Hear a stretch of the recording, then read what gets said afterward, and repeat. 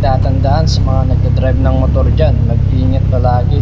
Kasi kahit anong ingat mo, kung ang mga kasama mo naman ay kamote sa kalsada, wala rin, damay-damay na. Kaya dapat lagi kang alerto sa daan.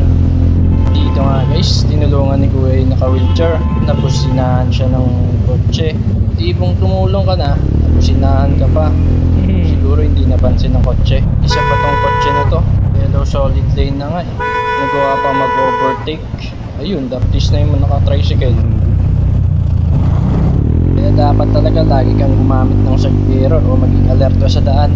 May mga part talaga na biglang ganyan. Tumatawid, may tumawid na aso.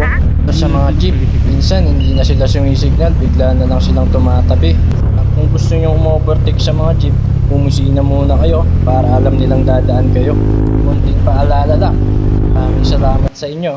Huwag nyo kakalimutan mag-follow and like and share. Uli, this is Jason Motovlog. Thanks for watching.